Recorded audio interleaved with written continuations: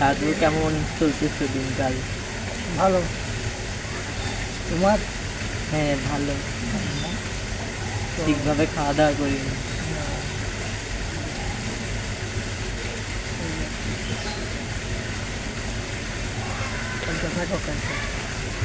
থাকার চেষ্টা করবো। আদিত্য বড়ুয়া আপনার জন্য একটা গান রচনা করছে, শুনছেন আপনি গানটা? হ্যাঁ, এটা আদিত্য রচনা করেছে। তো তারপরে এটা সঙ্গীত শিল্পীর মাধ্যমে সুর দেওয়া হয়েছে। আসলে আদিত্য বড়ুয়ার এই শ্রদ্ধাস্পদ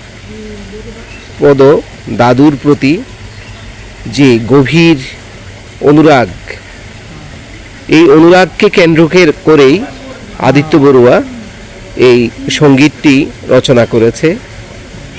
তো একটু আশীর্বাদ করবেন, আদিত্যকে উপদেশ দিয়ে একটু কথা বলেন। তো ঠিকমতো লেখাপড়া করবা,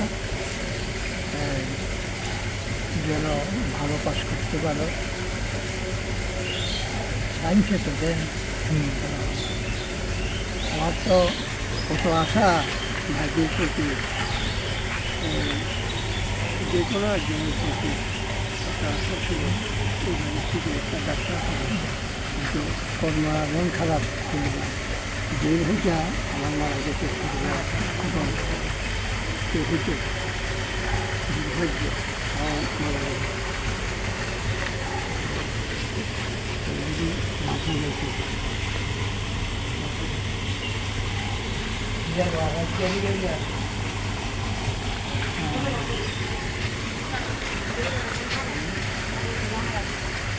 ঠিক আছে আদিত্য বড়ুয়া, তুমি কিছু বলো।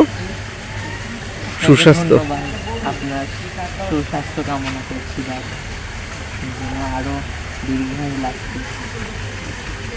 ওকে, অনেক অনেক ধন্যবাদ, থ্যাংক ইউ।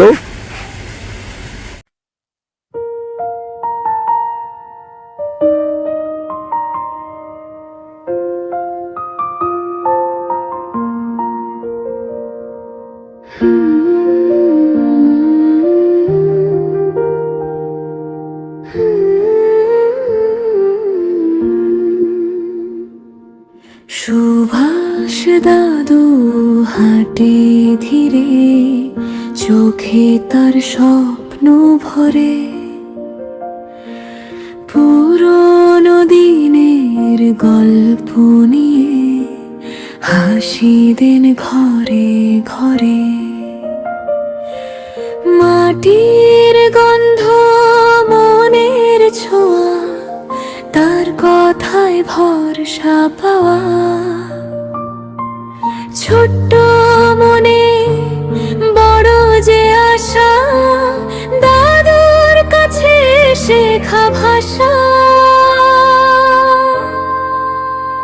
ও সুভাষ দাদু, তুমি আলো আমাদের পথের ভালো। তোমার কথা হৃদয় জুড়ে থাকবে চিরকালো। সুভাষ দাদু, তুমি ছায়া, ভালোবাসার মায়া। তোমায় ঘিরে আমাদের সব সুখের ছায়া।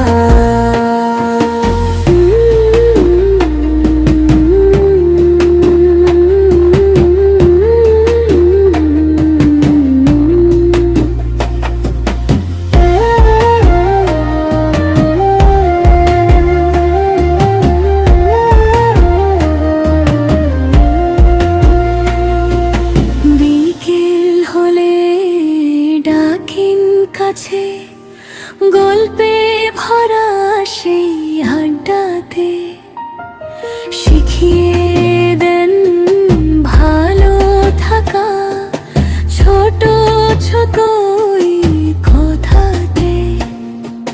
সময় যায় যে ধীরে, স্মৃতি থাকে মন ভরে।